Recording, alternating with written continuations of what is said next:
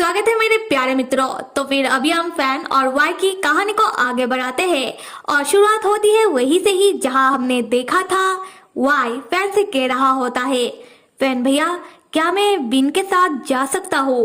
ये सुनकर फैन पहले तो चौंक जाता है, फिर फैन गुस्से में खड़ा होता है और वाई से कहता है कि तुम्हारी जो मर्जी आए तुम वो करो, तुम्हें मेरा परमिशन क्यों चाहिए। वाई मुस्कुराते हुए कहता है कि क्योंकि आप मेरे फैन भैया हो तो आप जैसा कहोगे मैं वैसा ही करूंगा। फैन चिल्लाता हुआ कहता है कि वाई तुमने तो पहले ही तय कर लिया है तो तुम अब मुझसे क्यों पूछ रहे हो। और ऐसे भी वाई अब तुम बड़े हो चुके हो तो तुम्हें जहां जाना है तुम वहां जा सकते हो, तुम्हें मेरा परमिशन की कोई जरूरत नहीं है। ये कहते हुए फैन गुस्से में वाई के पास से चला जाता है। वाई फैन को ऐसे जाता हुआ देखकर हंसने लगता है क्योंकि बिन का तरकीब काम कर रहा है। फिर वाई शर्माते हुए कहता है कि फैन भैया आप मुझे अपने पास से जाने नहीं दोगे है ना। यहाँ से सीन शिफ्ट होकर अगले दिन का सीन दिखाया जा रहा है जहाँ फैन हॉस्पिटल के वॉशरूम के अंदर अपना मुंह धो रहा था और बहुत ही परेशान था। फिर फैन मन में सोचने लगता है कि वाई जाना चाहता है, क्या वाई इस तरीके का है जो अगर किसी एक को ना पा सके तो दूसरे के साथ चला जाए। उसी वक्त छोटा सा नान फैन को ढूंढता हुआ फैन के पास आता है और बहुत ही उदास होता हुआ पूछने लगता है कि डैड क्या सुंदर भैया हमें छोड़कर जा रहे हैं। ये सुनकर फैन चौंक जाता है।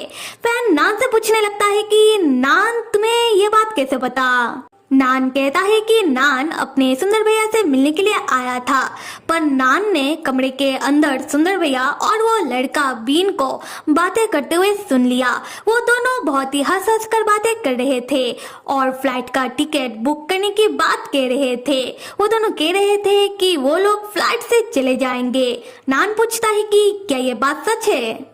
फैन नान को समझाते हुए कहता है कि नान तुम्हारे सुंदर भैया जितना भी कह ले कि वो अभी ठीक है पर वो बस रिकवरी करना शुरू ही किए हैं, उनका जख्म अभी तक पूरी तरीके से ठीक नहीं हुआ तो वो अभी तो कहीं पर भी नहीं जा सकते।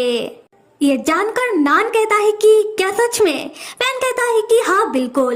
उसी वक्त बीन भी वॉशरूम के अंदर आता है। बीन उन दोनों को हाय कहता है, फिर कहता है कि फैन भैया मैं भी आ गया और वाई सो गया है तो आप मेरे साथ चलो चलो चलकर बाहर बातें करते हैं। यहाँ से सीन शिफ्ट होकर हम देखते हैं कि फैन और बीन हॉस्पिटल के हॉल में बैठे हुए हैं और फैन बीन से पूछ रहा होता है कि हाँ बताओ तुम्हें मुझसे क्या बातें करनी है। बीन कहता है कि ज्यादा कुछ नहीं, वाई ने तो आपको बताया ही होगा कि वाई मेरे साथ एब्रॉड वापस आना चाहता है। ये सुनकर फैन चिढ़कर कहता है कि हाँ। बीन कहता है कि पर फैन भैया वाई ने मुझसे कहा कि वाई जब तक पूरी तरीके से ठीक नहीं हो जाता और खास करके जब तक आप वाई को परमिशन नहीं दे देते वाई तब तक इंतजार करेगा। पर देखिए वाई को आज नहीं तो कल एब्रॉड तो आना ही होगा तो मैं चाहता हूँ कि मैं आज ही वाई को एब्रॉड लेकर चलूँ। तो फैन भैया क्या आप वाई से कह सकते हो कि वाई मेरे साथ एब्रॉड वापस चले। ये सुनकर फैन बहुत ही जोर से मना करता है। फिर फैन को एहसास होता है कि फैन ने कुछ ज्यादा ही जोर से कह दिया। फैन कहता है कि देखो बीन मेरे कहने का ये मतलब है कि वाई का जख्म अभी तक पूरी तरीके से भरा नहीं है। बीन कहता है कि क्या सिर्फ इसलिए कि वाई का जख्म पूरी तरीके से नहीं भरा है इसलिए आप नहीं चाहते हो कि वाई मेरे साथ एब्रॉड चले। या फिर फैन भैया देखिए फैन भैया मुझे पता है कि वाई आपसे प्यार करता है। ये सुनकर फैन चौंक जाता है और बीन को घूरते हुए कहता है कि तो फिर क्या। हाँ बीन कहता है कि तो ये कि यही तो मौका है कि वाई आपसे दूर जा सके। उसके बाद बीन बहुत सीरियस हो जाता है और फैन से कहने लगता है कि फैन भैया वाई आपसे प्यार करता है पर आप वाई से उस तरीके से प्यार नहीं करते हो क्योंकि आपके लिए ऐसा प्यार गलत है, खास करके समाज के नजरों में। पर देखा जाए तो कहीं ना कहीं आपने ही वाई के प्यार को बढ़ावा दिया है और अभी वाई के लिए अपनी नॉर्मल जिंदगी में वापस आना बहुत मुश्किल हो रहा है। पर आपको देखो, आप तो अभी भी कितना नॉर्मल एक्ट कर रहे हो। फैन भैया, आपको क्या लगता है कि आप कर क्या रहे हो? ये सुनकर फैन को समझ नहीं आ रहा होता कि वो क्या कहे। बीन अपनी बातों को जारी रखता हुआ कहता है कि फैन भैया, आप वाई को पकड़ कर रखना चाहते हो, ऊपर से आप वाई से ये कह रहे हो कि तुम मेरे छोटे भाई हो। आप ऐसा करके वाई की रोजमर्रा की जिंदगी को बर्बाद कर रहे हो। फैन भैया, क्या लगता है आपको, क्या ये सब वाई के लिए अच्छी बात है? बीन की बातें सुनने के बाद पहली बार फैन यहाँ बौखलाने लगता है, क्योंकि देखा जाए तो बीन जो भी कह रहा है थोड़ा बहुत तो सच ही कह रहा है और कभी कभार लोग सच सुनने के बाद थोड़ा सा तो बौखला ही जाते हैं।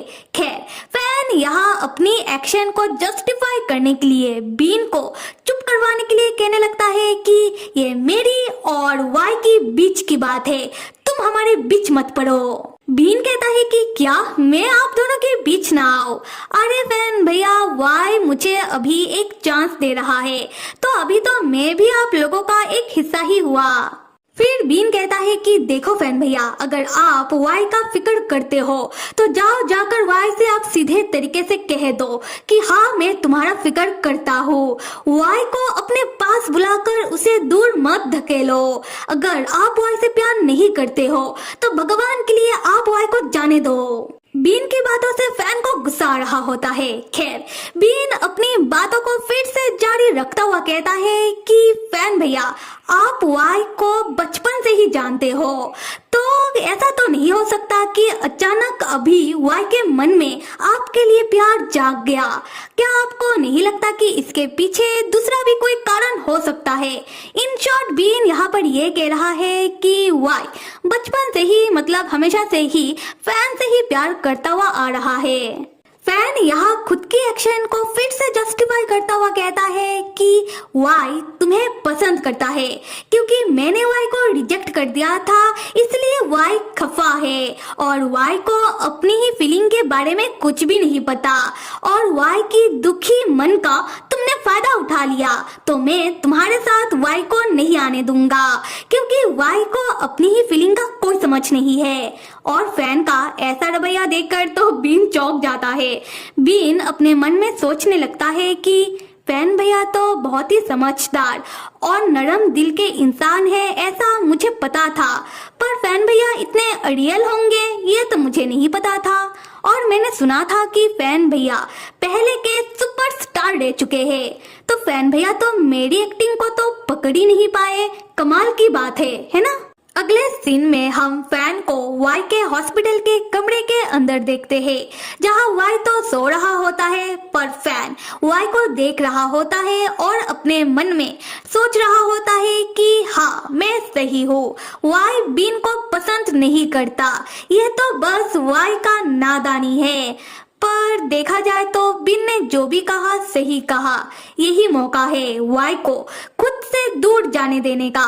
पर जब भी मैं सोचता हूँ कि वाई यहाँ से बहुत दूर किसी और के साथ और कभी भी मेरे पास लौटकर वापस नहीं आएगा, ये सोचकर फैन को बहुत दुख हो रहा होता है। उसके बाद फैन खुद से ही वाई के बिल्कुल नजदीक चला आता है और मन में सोचने लगता है कि बस एक बार मैं ये अजीब चीज करना चाहता हूँ। फिर फैन वाई के पहले तो माथे को किस करता है, फिर वाई के शक्ल को किस करता है, फिर फैन वाई के लिप्स को देखता है और धीरे से वाई के होठों में किस करता है। तो फिर मेरे प्यारे मित्रों, इस कहानी को आगे कौन कौन देखना चाहते हो कमेंट भर भर के करो। Till then stay with me and see you.